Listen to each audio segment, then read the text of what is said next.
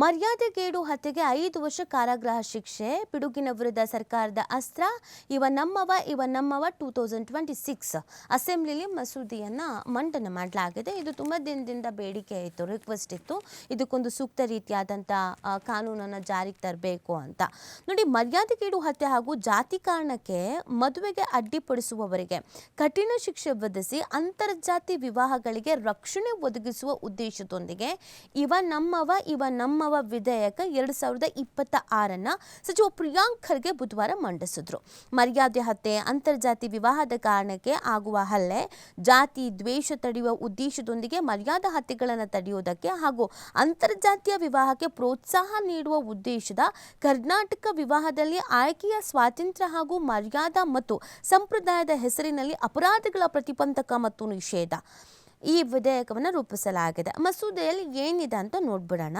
ಅಂತರ್ಜಾತಿ ವಿವಾಹದ ಆದವರನ್ನು ಗೌರವದ ಹೆಸರಿನಲ್ಲಿ ಹತ್ಯೆ ಮಾಡುವುದು, ಹಲ್ಲೆ ಅಥವಾ ಕಿರುಕುಳ ನೀಡೋದು, ಆರ್ಥಿಕವಾಗಿ ಅಥವಾ ಸಾಮಾಜಿಕವಾಗಿ ಬಹಿಷ್ಕರಿಸುವುದು ಶಿಕ್ಷಾರ್ಹ ಅಪರಾಧ ಅಂತ ವಿಧೇಯಕದಲ್ಲಿ ಉಲ್ಲೇಖಿಸಿದ್ದಾರೆ.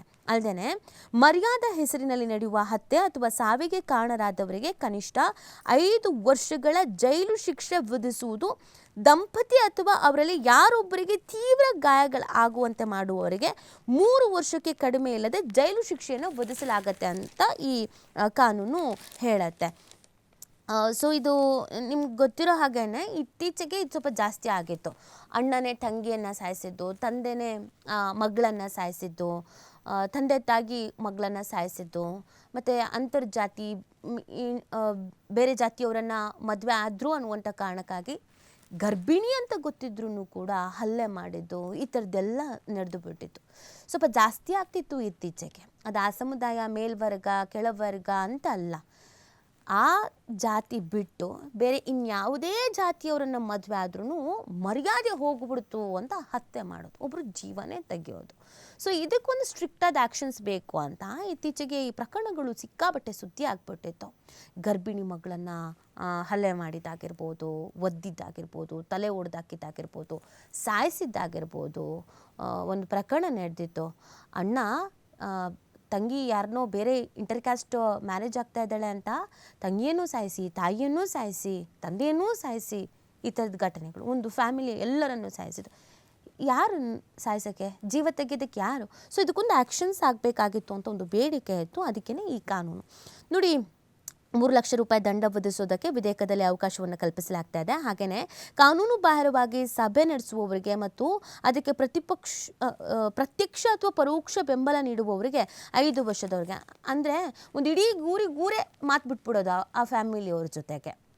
ಬೇರೆ ಜಾತಿ ಹುಡುಗಿನ ಮದುವೆ ಆಗಿ ಬಂದಿದ್ದಾರೆ ಅಥವಾ ಇನ್ನೊಂದೇನೋ ಮತ್ತೊಂದೇನೋ ಅನ್ನುವಂಥ ಕಾರಣಕ್ಕೆ ಆ ಇಡೀ ಊರಿನವರು ಆ ಒಂದು ಮನೆಯನ್ನು ಮಾತಾಡ್ಸೋದು ಬಿಟ್ಬಿಡೋದು, ನೀರು ಕೊಡಲ್ಲ ಅಂತ ಹೇಳ್ಬಿಡೋದು, ಫಂಕ್ಷನ್ಸಿಗೆ ಕರೀದೇ ಇರೋದು. ಇದೊಂಥರ ಈಗಲೂ ಆ ಥರದ್ದೆಲ್ಲ ನಡೆಯುತ್ತೆ ಅನ್ನೋ ಪ್ರಶ್ನೆ ಹುಟ್ಕೊಳ್ತಾ ಇತ್ತು. ಸೊ ಹೀಗೆ ಪರೋಕ್ಷವಾಗಿ ಪ್ರತ್ಯಕ್ಷವಾಗಿ ಯಾರೇ ಬೆಂಬಲಿಸಿದ್ರು ಕೂಡ ಅವ್ರಿಗೂ ಶಿಕ್ಷೆಯನ್ನು ವಿಧಿಸಲಾಗತ್ತೆ ಅನ್ನೋದನ್ನು ಈ ವಿಧೇಯಕ ಹೇಳುತ್ತೆ. ಜೊತೆಗೆ ಬೆದರಿಕೆ ಒಡ್ಡುವವರಿಗೆ ಕನಿಷ್ಠ 3 ವರ್ಷಗಳಿಂದ ಗರಿಷ್ಠ 5 ವರ್ಷಗಳವರೆಗೆ ಜೈಲು ಶಿಕ್ಷೆ ಮತ್ತು ಗರಿಷ್ಠ 2 ಲಕ್ಷ ರೂಪಾಯಿ ದಂಡ ವಿಧಿಸುವುದಕ್ಕೂ ಅನುವು ಮಾಡಿಕೊಡ್ಲಾಗ್ತಾ ಇದೆ. ಅಪರಾಧ ಎಸಗಿ ನಂತರ ಸಾಕ್ಷಿಗಳನ್ನು ತಿರುಚೋದು, ಪಿತೂರಿ ಮಾಡುವುದಕ್ಕೂ ಶಿಕ್ಷೆ ನಿಗದಿ ಮಾಡಲಾಗಿದ್ದು, ಈ ಎಲ್ಲ ಶಿಕ್ಷೆಗಳು ಜಾಮೀನು ರಹಿತ ಅಂತ ಕಾಯ್ದೆಯಲ್ಲಿ ತಿಳಿಸಲಾಗಿದೆ. ಜಾಮೀನಿಲ್ಲ. ಇನ್ನು ಮದುವೆಯ ಭರವಸೆ ನೀಡಿ ಯುವತಿ ಜೊತೆ ಲೈಂಗಿಕ ಸಂಪರ್ಕ ನಡೆಸಿ ಬಳಿಕ ಜಾತಿ ಕಾರಣಕ್ಕೆ ಮದುವೆಯನ್ನು ನಿರಾಕರಿಸಿದ್ರೆ ಅಂತಹ ಪ್ರಕರಣವನ್ನು ಅತ್ಯಾಚಾರ ಅಂತ ಪರಿಗಣಿಸುವುದಕ್ಕೆ ವಿಧೇಯಕದಲ್ಲಿ ಅವಕಾಶ ನೀಡಲಾಗಿದೆ. ಇದು ಬರಬೇಕಿತ್ತು ಈ ಕಾನೂನು. ಮದುವೆ ಆಗ್ತೀನಿ ಅಂತ ನಂಬಿಸೋದು, ಆಮೇಲೆ ಲೈಂಗಿಕವಾಗಿ ಸಂಪರ್ಕ ಬೆಳೆಸೋದು, ಅದಾದಮೇಲೆ ನಿನ್ನ ಮದುವೆ ಆಗಲ್ಲ ಅಂತ ಹೇಳ್ಬಿಡೋದು. ಅದಕ್ಕೆ ನಾನಾ ಕಾರಣ, ಇದರಲ್ಲಿ ಜಾತಿ ಕಾರಣ ಅಂತ ಇದೆ. ಸೊ ಆ ಥರ ಹೇಳಿದ್ರೆ ಅದನ್ನು ಅತ್ಯಾಚಾರ ಅಂತ ಪರಿಗಣಿಸಬೇಕು ಅನ್ನೋದನ್ನು ತಿಳಿಸಲಾಗಿದೆ. ಇದರಲ್ಲಿ ಈ ಅತ್ಯಾಚಾರದ ವಿಚಾರದಲ್ಲಿ ಸುಮಾರು ಇದೆಯಲ್ಲ, ಅಂದರೆ ಸಮ್ಮತಿ ಇದ್ದು ಸಮ್ಮತಿ ಇಲ್ಲದೇನೆ ಈ ಥರದ್ದೆಲ್ಲ ಇದೆಯಲ್ಲ. ಇದರಲ್ಲಿ ಮದುವೆ ಆಗ್ತೀನಿ ಅಂತ ನಂಬಿಸಿ ಒಪ್ಪಿಗೆಯನ್ನು ಪಡ್ಕೊಂಡು ದೈಹಿಕ ಸಂಪರ್ಕ ಮಾಡಿ ಆಮೇಲೆ ಮದುವೆ ಆಗಲ್ಲ ಅಂತ ಹೇಳಿದ್ರು ಕೂಡ ಜಾತಿಯ ಕಾರಣಕ್ಕೆ ಅದು ಅತ್ಯಾಚಾರ ಅಂತ. ಸೊ ಮನೆಯವರ ಒತ್ತಡ ಅಥವಾ ಇತರೆ ಜಾತಿ ಆಧಾರಿತ ಕಾರಣ ಸೇರಿ ಜಾತಿ ಆಧಾರಿತ ಯಾವುದೇ ನೆಪ ನೀಡಿ ಮದುವೆ ನಿರಾಕರಿಸಿದ್ರು 5 ವರ್ಷಕ್ಕಿಂತ ಕಡಿಮೆ ಇಲ್ಲದ ಹಾಗೂ ಜೀವಾವಧಿವರೆಗಿನ ಶಿಕ್ಷೆಯನ್ನು ವಿಧಿಸುವಂತೆ ಕಲ್ಪಿಸಲಾಗಿದೆ. ಜೊತೆಗೆ ಅಂತರ್ಜಾತಿ ವಿವಾಹದ ಜೋಡಿಗೆ ರಕ್ಷಣೆ ಒದಗಿಸುವುದು ಪೊಲೀಸರ ಜವಾಬ್ದಾರಿಯಾಗಿದೆ. ಅದಕ್ಕಾಗಿ ಸುರಕ್ಷಿತ ವ್ಯವಸ್ಥೆ ಮಾಡಬೇಕು. ಅಂತರ್ಜಾತೀಯ ವಿವಾಹ ಕಾರಣಕ್ಕೆ ನಡೆಯುವ ಅಪರಾಧಗಳನ್ನು ವಿಚಾರಣೆ ನಡೆಸಿ ತ್ವರಿತ ನ್ಯಾಯ ಒದಗಿಸುವುದು ಮಾಡೋದಕ್ಕೆ ವಿಶೇಷ ನ್ಯಾಯಾಲಯ ಸ್ಥಾಪಿಸಬೇಕು ಹಾಗೂ ಸಹಾಯವಾಣಿ ಜಾಗೃತಿ ಕಾರ್ಯಕ್ರಮಗಳು ಮೇಲ್ವಿಚಾರಣೆ ಸಮಿತಿ ರಚನೆ ಬಗ್ಗೆಯೂ ಕೂಡ ವಿಧೇಯಕದಲ್ಲಿ ಉಲ್ಲೇಖಿಸಲಾಗಿದೆ.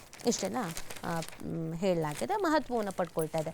ಈ ಕಾನೂನು ಅಥವಾ ಈ ವಿಧೇಯಕ ಬರಬೇಕು ಅನ್ನೋದು ಬಹುದಿನಗಳ ಬೇಡಿಕೆ ಆಗಿತ್ತು.